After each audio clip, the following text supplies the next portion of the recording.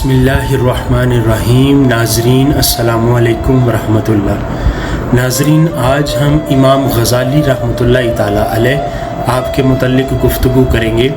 ناظرین، ابو حامد غزالی اسلام کے مشہور مفکر اور متکلم تھے۔ نام محمد اور ابو حامد کنیت تھی، جبکہ لقب زین الدین تھا۔ ان کی ولادت 450 ہجری کو طوس میں ہوئی۔ ابتدائی تعلیم طوس و نیشاپور میں ہوئی۔ آپ نے ابتدائی تعلیم طوس صوبہ خراسان ایران میں حاصل کی۔ اس کے بعد نیشاپور کا قصد کیا، جہاں امام الحرمین عبد الملک بن عبداللہ جوینی سے اکتساب علم کیا۔ آپ رحمۃ اللہ تعالیٰ علیہ کی پوری زندگی مختلف علوم حاصل کرنے، انہیں پھیلانے اور امت مسلمہ کی اصلاح میں گزری۔ نیشاپور سے وزیر نظام الملک توسی کے دربار میں پہنچے اور 484 ہجری میں مدرسہ بغداد میں مدرس کی حیثیت سے مامور ہوئے۔ جب نظام الملک اور ملک شاہ کو باطنی فدائیوں نے قتل کر دیا تو انہوں نے باطنیہ، اسماعیلیہ اور امامیہ مذاہب کے خلاف متعدد کتابیں لکھیں۔ اس وقت وہ زیادہ تر فلسفہ کے مطالعہ میں مصروف رہے، جس کی وجہ سے عقائد مذہبی سے بالکل منحرف ہو چکے تھے۔ ان کا یہ دور کئی سال تک قائم رہا، لیکن آخرکار تصوف کی طرف مائل ہوئے اور پھر خدا، رسول، حشر و نشر تمام باتوں کے قائل ہو گئے۔ 488 ہجری میں بغداد چھوڑ کر تلاش حق میں نکل پڑے اور مختلف ممالک کا دورہ کیا، یہاں تک کہ ان میں ایک کیفیت سکونی پیدا ہو گئی۔ اور اشعری نے جب فلسفہ مذہب کی ابتدا کی تھی، انہوں نے اسے انجام تک پہنچا دیا۔ ان کی کتاب المنقذ من الضلال ان کے تجربات کی آئینہ دار ہے۔ اسی زمانہ میں سیاسی انقلابات نے ان کے ذہن کو بہت متاثر کیا اور یہ 2 سال تک شام میں گوشہ نشین رہے، پھر حج کرنے چلے گئے اور آخر عمر طوس میں گوشہ نشینی میں گزاری۔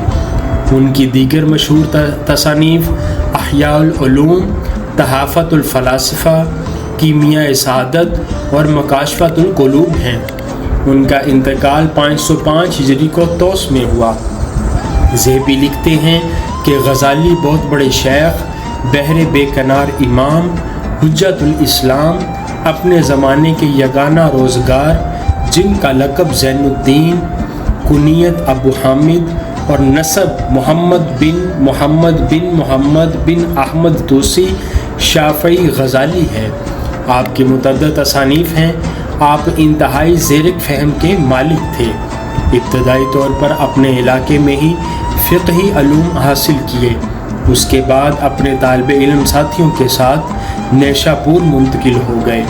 وہاں انہوں نے امام الحرمین کی شاگردی اختیار کی اور فقہ میں تھوڑی سی مدت کے دوران ہی اپنی مہارت کا لوہا منوایا۔ پھر علم کلام، علم جدل میں بھی مہارت حاصل کی، یہاں تک کہ مناظرین کی آنکھوں کا مرکز بن گئے۔ ناظرین، امام غزالی نے سلطان سنجر کو لکھے خط میں یہ بتایا تھا کہ آپ کی تصانیف تقریباً 200 ہیں، لیکن یہ بھی تصور کیا جاتا ہے کہ آپ کی تصانیف کی تعداد 400 سے زیادہ ہے۔ لیکن مغربی اسکالرز نے تحقیقات کر کے طے کیا ہے کہ ذیل کی فہرست آپ کی تصانیف ہیں۔ ان میں عربی اور فارسی زبانوں میں لکھی گئی تصانیف ہیں۔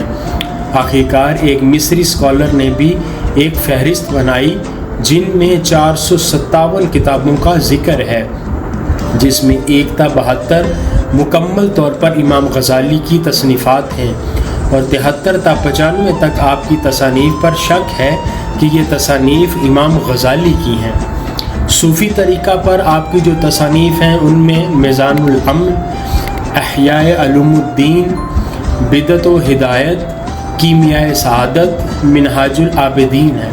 اور فلسفہ میں مقاصد فلسفہ، تحافۃ الفلاسفہ، اس کا رد ابن رشد نے تحافۃ التحافہ کے نام سے کیا۔ اور شریعت میں فتاوی الغزالی، الواسط فی المذہب، کتاب تہذیب الاصول، المستصفی فی علم الاصول، اسس القیاس، منحول، مکاتبات امام غزالی، ناظرین 14 جمادی الثانی 505 ہجری کو 55 سال اور قمری 53 سال بمقام طوس میں آپ نے وفات پائی۔